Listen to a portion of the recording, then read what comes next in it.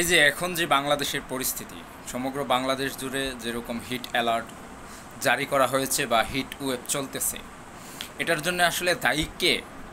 সরকার, দেশের জনগণ, তারপরে হচ্ছে আপনার মানুষের কর্মকাণ্ড, এগুলা, নাকি এর পিছনে অন্য কোনো রহস্য রয়েছে? এখন কেউ কেউ দাবি করতেছে এটা হচ্ছে আপনার পার্শ্ববর্তী দেশ ভারতের কর্মকাণ্ডের কারণে এই পরিস্থিতিতে বাংলাদেশকে পড়তে হয়েছে। যেমন তারা দাবি করতেছে যে ফারাক্কার বাদ দিয়ে যে পরিমাণের পানি বাংলাদেশে চলাচল করার কথা, সেখানে বাধাগ্রস্ত হওয়ার কারণে তো দেখা যায় বিভিন্ন সময়ে যখন আমাদের পানির প্রয়োজন হয় না, তখন আমাদেরকে পানি দিয়ে পানির তলে চুবিয়ে মারে। আর যখন আমাদের পানির প্রয়োজন হয়, তখন সেই বাঁধ বন্ধ রেখে আপনার হচ্ছে আমাদের হাল বিল নদী নালা সব কিছু শুকিয়ে একদম মনে করেন যে কাট করে ফেলে। তো এই এই যে সিস্টেমটা, এটা দীর্ঘদিন থেকে হয়ে আসার ফলে আপনার বিষয়টা হচ্ছে এইরকম, যখন আপনার পানি থেকে বাষ্পীভূত হয়ে যে বাষ্পটা আকাশে চলে যায় মেঘ হিসাবে, এই যে চলে যাওয়ার যে প্রক্রিয়াটা, এই প্রক্রিয়ার মাঝখানে যে বাষ্পটা, এটার মধ্যে কিন্তু আপনার এই যে পানিটা বাষ্প হয়ে এই পানিটা কিন্তু থাকে। এই পানিটা থাকার ফলে আমাদের যে বায়ুমণ্ডল বা আমাদের যে পরিবেশটা, আমাদের বায়ুমণ্ডলটা শীতল থাকে, ঠান্ডা থাকে। তো ওই সময় রৌদ্রের তাপ অধিকতর থাকলেও এই যে বাষ্প হয়ে যাচ্ছে পানির যেই পরিমাণটা, ওইটার কারণে আমরা শীতলতা বা ঠান্ডা বাতাস অনুভব করি। তো এখন দেখা যাচ্ছে যে দিনকে দিন আমাদের বাংলাদেশে যে নদীনালা হালবিলগুলো শুকিয়ে একদম কাঠ হয়ে যাচ্ছে। তো এইখান থেকে বাষ্পীভূত হয়ে যে বাষ্পটা যাওয়ার পরিমাণটাও অনেক কমে গেছে, আগের থেকে অনেক পরিমাণে কমে গেছে। তার কারণে এই বায়ুমণ্ডলে ওই বাষ্পর যে পরিমাণটা থাকার কথা, ওই পরিমাণটাও অনেক অংশে কমে আসছে। তো তার কারণে হচ্ছে আপনার যে রৌদ্রের তাপ যেটুকুই আসছে, সেটুকুতে আমরা অধিক থেকে অধিকতর গরম বা হিট অনুভব করতেছি। আমরা আগেও দেখেছি বাংলাদেশের প্রেক্ষাপটে এই রৌদ্রের যে তাপটা, এটা কিন্তু বেশি না। রৌদ্রের তাপ কিন্তু স্বাভাবিকই আছে, তার থেকে আরও অধিকতর রৌদ্রের তাপ কিন্তু আমরা দেখেছি এবং পেয়েছি। তো এখন এই অল্প রৌদ্রের তাপে কিন্তু যে হিটটা কিন্তু বেড়ে গেছে। এটা কিন্তু নর্মালি বোঝা যাচ্ছে যে আমাদের বায়ুমণ্ডলে যে শীতল বাষ্পীভূত হয়ে যে পানিটা, যে ইয়াটা থাকতো, ওটা কিন্তু অনেকাংশে কমে গেছে। তার কারণে আমরা ওই শীতলতাটা, বাতাস থেকে যে শীতলতাটা আগে পেতাম, সেই শীতলতাটা আমরা পাচ্ছি না। তো এইখানে এই লজিক থেকে বলা যেতে পারে এটা একটা কারণ অবশ্যই হতে পারে। তো এখানে আরেকটা বিষয় হচ্ছে আমরা বাংলাদেশের সাধারণ জনগণ যারা আছি এবং যারা বৃক্ষ নিধনের মতো জঘন্যতম অপরাধের সাথে সরাসরিভাবে জড়িত, তারা মানে কতটা যে অপরাধী, আর আমাদের অপরাধের যে ফল, এটা যে কতটা ভয়াবহ, এটা আমরা এখন হাড়ে হাড়ে টের পাচ্ছি।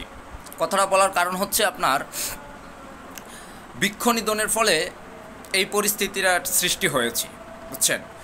ব্যাপারটা হচ্ছে এরকম, আপনি যদি কোনো একটা জায়গায়, সাপোজ মনে করেন কোনো একটা রুমে বা কোনো একটা বদ্ধ একটা জায়গায় আপনি অনেক পরিমাণের আগুনের হিট দেন বা তাপ দেওয়ার পর ওই রুমটাতে কি হবে? নর্মালি আগের যা স্বাভাবিক অবস্থা ছিল তার থেকে অনেক পরিমাণের গরম বা হিট অনুভব হবে। সেটাই তো স্বাভাবিক, যেহেতু আপনি হিট দিয়েছেন, কৃত্রিমভাবে হিট দিয়েছেন, তার কারণে এখান থেকে আগের থেকে অধিকতর গরম অনুভব হবে। এখন যদি ওই রুমে আপনি সাথে সাথে আপনার রুমের ফ্যানটা বা এয়ার কন্ডিশনারটা চালু করে দেন, তাহলে কি হবে? ওই গরমটা আস্তে আস্তে আস্তে আস্তে কেটে গিয়ে রুমটা শীতল হয়ে যাবে, ঠান্ডা হয়ে যাবে, ঠিক না? বিষয়টা এরকম না? তো এখন যদি আপনি মনে করেন যে আপনার রুমে এয়ার কন্ডিশনারটাও খুলে ফেললেন, আপনার কি করলেন, ইলেকট্রিসিটি বন্ধ করে আপনার ফ্যানটা, সিলিং ফ্যানটাও আপনি খুলে ফেললেন। তো এখন যেই রুমটাতে আপনি তাপ দিয়েছেন, কৃত্রিমভাবে আপনি হিট দিয়েছেন, ওই রুমটা থেকে যে হিটটা আপনি দিয়েছেন, ওই হিটটা কিন্তু নিজে নিজে শীতল হবে না, হলেও এটা প্রচুর পরিমাণের সময়ের ব্যাপার। তো এই যে হিটটা শেষ হওয়ার আগেই যদি আপনি হিট দেন এই রুমে, তাহলে কি হবে? তাহলে ওই রুমে কিন্তু আপনি শীতল অবস্থা পাবেন না, আরও আগে যে হিট ছিল তার থেকে আরও হিটের পরিমাণটা আরও বেড়ে যাবে। ঠিক তেমনিভাবে আমাদের যে পরিবেশ, আমরা যেই বৃক্ষ নিধন করে ফেলতেছি, বৃক্ষ নিধনের ফলে কি হচ্ছে, আমাদের পরিবেশ থেকে যে পরিমাণ কার্বন ডাই অক্সাইড আপনার উৎপন্ন হচ্ছে আমাদের কলকারখানা থেকে, আমাদের যানবাহন থেকে, তারপরে হচ্ছে আমাদের যে যন্ত্রপাতি মেশিনারিজ যা ব্যবহার করতেছি, শুধুমাত্র এয়ার কন্ডিশনার ব্যবহারের ফলে যে পরিমাণ আপনার এই তাপ বা হিট উৎপন্ন হয়, আপনি তো একটা রুমে, একটা বাসায় বা একটা গাড়ির ভিতরে শুধু এটার উপকারিতাটা বা শীতলতা ভোগ করতেছেন, কিন্তু বাহিরে কি হচ্ছে সেটার হিসাব তো আপনার কাছে নেই। আপনি ভাবতেছেন যে বাহিরে যা কিছুই হোক, আমি রুমে এসে বা হচ্ছে গাড়িতে বসে বা হচ্ছে অফিসে বসে আমি তো এয়ার কন্ডিশনার চালু করে দিলে আমি ভালোই আছি, আমার ঠান্ডা অবস্থা, আমার গরমের যেই অসহ্য যন্ত্রণা সেটা আমার বুক করতে হচ্ছে না। তো বাহিরে যে যা খুশি তাই হোক, সেটা আমার দেখার বিষয় নেই। কিন্তু ভাই শুনেন, এই যে দেখেন এখন একটা সময় কি হতো যে শুধু আমরা হাত পাকা রাখলে, আমরা দেখেছি গ্রামের মানুষ বা সাধারণ জনগণ, আমরা যারা বিদ্যুৎ থেকে বিচ্ছিন্ন ছিলাম, শুধু হাত পাকা রাখলে হাত পাকার বাতাসই কিন্তু যথেষ্ট ছিল। এই গরমের দিন আমরা কাটিয়ে দিতে পেরেছি, আমাদের ততটা অসহ্য যন্ত্রণা বুক হয় নাই।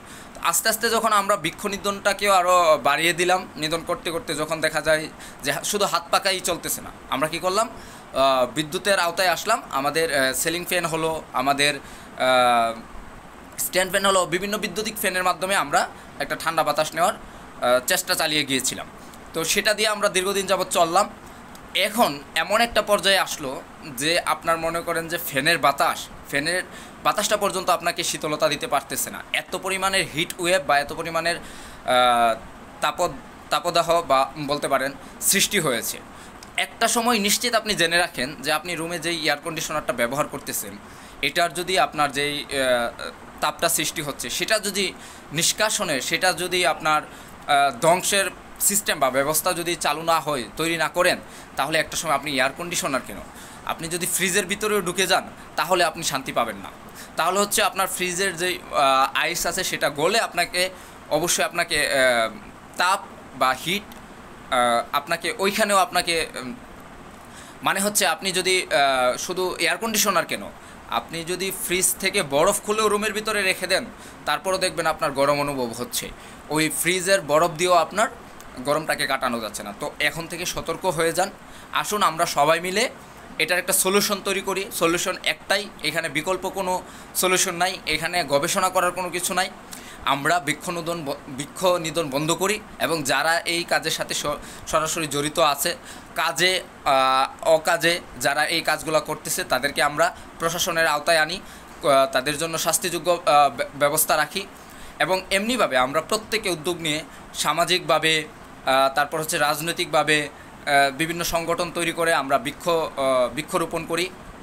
এই যে কিছুদিন আগে আপনারা দেখলেন কিশোরগঞ্জের মিঠামই একটা রাস্তার মধ্যে যে পরিমাণের টাকা খরচ করে, যে পরিমাণের অর্থ নষ্ট করে আপনার যেই রকম চারুকলার একটা দল টিম যেরকম চারুকলার পিছনে সময় শেষ করেছে, অর্থ শেষ করেছে, সেই অর্থটা যদি বৃক্ষরোপণের কাজে তারা ব্যয় করত, বিভিন্ন এলাকায় বিভিন্ন জায়গায় ছোট ছোট টিম গঠন করে ওই এলাকার কিছু যুবকদেরকে নিয়ে তাদেরকে সাথে রেখে বৃক্ষ নিধনের যে উপকারিতা সেই বিষয়টা ক্যাম্পেইন করে বৃক্ষরোপণ করার ফলে যে আমরা ফল পাই, আমরা অক্সিজেন পাই, তারপরে হচ্ছে আমরা এটা থেকে বিশাল পরিমাণের একটা বেনিফিট পাচ্ছি, সেই বিষয়টা তাদেরকে অবগত করে দিয়ে তাদেরকে সাথে রেখে এরকম একটা ক্যাম্পেইন যদি তারা তৈরি করতো, তাহলে দেখা গেছে একদিকে তো বৃক্ষরোপণ হতো, অর্থটাও কাজে লাগতো, সময়টাও কাজে লাগতো, আরেকদিকে যাদেরকে যে যুবক সমাজটাকে তাদের সাথে রাখতো,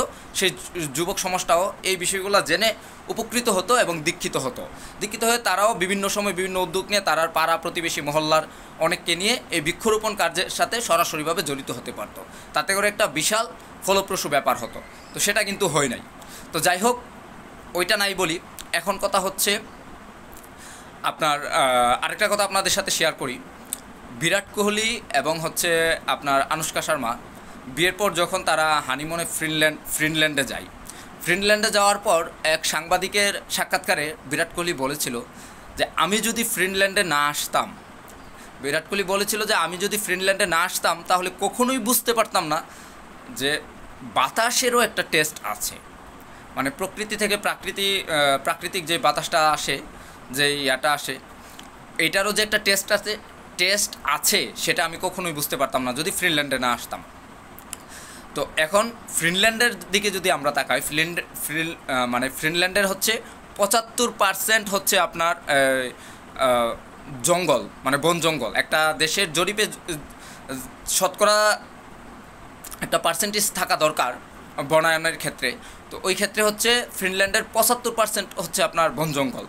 তো ওই দেশের যে রুলস, ওই দেশের সরকারিভাবে যে রুলস আছে ওইটা হচ্ছে আপনি আপনার নিজস্ব বাসা বাড়িতে হোক আর যেখানেই হোক, আপনি যদি একটা গাছও আপনি কি বলে কেটে ফেলেন, কাজে হোক সেটা আপনার শত কাজে হোক, একটা গাছও যদি আপনি কেটে ফেলেন তাহলে হচ্ছে আপনাকে আরও 2টা গাছ রোপণ করে রাখতে হবে এবং সেগুলোর পরিচর্যা করে ভালোভাবে সেগুলোকে আপনার বড় করে তুলতে হবে। তাহলে এই সিস্টেমটা, এই যে রুলসটা, সেটা খুব ভালোভাবে দেশের সরকার এবং হচ্ছে দেশের নাগরিকরা খুব ভালোভাবে সেটা পালন করে। তার কারণে তারা এত সুন্দর একটা প্রাকৃতিক পরিবেশ এবং এত সুন্দর একটা সুস্বাস্থ্যময় পরিবেশ তারা উপভোগ করতে পারতেছে, গড়ে তুলতে পেরেছে। তো আমরাও যারা বাঙালিরা আছি তারাও এখন থেকে সচেতন হব। ভাই,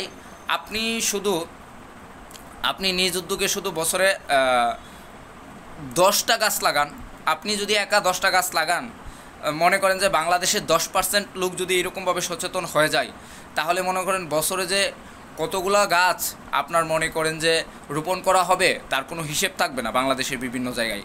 তারপরে হচ্ছে আপনার রাজনৈতিক যেই দলগুলো আছে, তারপরে আমরা জানি বাংলাদেশের বিভিন্ন জায়গায় বিভিন্ন গ্রামে অনেক যুব সংগঠন আছে, তারপরে হচ্ছে আপনার বাংলাদেশের যেই সরকারিভাবে যেই কি বলে এটাকে, বন ও প্রাণী সম্পদের যে অধিদপ্তর আছে, তাদের উদ্যোগে যদি আমরা বৃক্ষরোপণ যে কার্যক্রমটা এটাকে আমরা আস্তে আস্তে আরও শক্তিশালী করে তুলি, তাহলে হচ্ছে একটা সময় আমরা এর সুফল অবশ্যই ভোগ করতে পারবো। আমরা ফলে ফুলে এবং আলো বাতাসে একটা সময় বাংলার পরিবেশে বসলে, বাংলার মাঠে ঘাটে ছায়াতলে যেখানে বসলে বাংলার ছেলেরা কবি হয়ে যেত, বাংলার ছেলেরা দার্শনিক হয়ে যেত। সেই পরিবেশটা, সেই সমাজটা, সেই সুন্দর আবহাওয়াটা আমরা অবশ্যই আবার ফিরে পাবো। শুধু আমাদেরকে একটু সতর্ক হতে হবে, আমাদেরকে একটু বিচক্ষণ হতে হবে। আমরা নিজেরা যেন নিজেদের কর্মকাণ্ডের জন্য এই বাংলাদেশটাকে জাহান্নামে পরিণত করে না ফেলি। কারণ আমরা রিসেন্টলি দেখতেছি যত বছর যাচ্ছে, দিনের পর দিন যাচ্ছে, আমরা কী পরিমাণ যে আপনার এই যে তাপ, এই যে হিট ওয়েভ, এটা আমাদের দিকে আক্রমণাত্মকভাবে ঝুঁকে আসতেছে, সেটা আসলে আমরা বুঝতেছি। এরকম যদি হতেই থাকে, একটা সময় দেখা যাবে বাংলাদেশে আসলে বসবাসের একদম অনুপযোগী হয়ে পড়বে, এখানে আর বসবাস করা যাবে না। তো এইরকম ভয়াবহ অবস্থা আসার আগে আমরা সকলে সচেতন হয়ে যাব। সকলের কাছে জোর দাবি জানাই এবং আমিও চেষ্টা করব আমার জায়গা থেকে যতটুকু পারি বৃক্ষরোপণ কার্যক্রমের সাথে জড়িত থাকার জন্যে।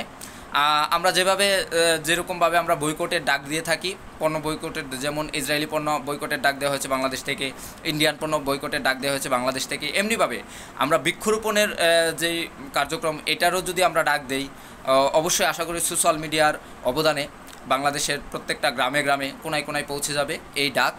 তো এইভাবে যারা সোশ্যাল কর্মী আছেন তারাও সবাই ডাক তুলুন, সমাজটাকে বাঁচান, পরিবেশটাকে বাঁচান, বাংলাদেশের মানুষের জীবনযাপনটাকে আরও সুন্দর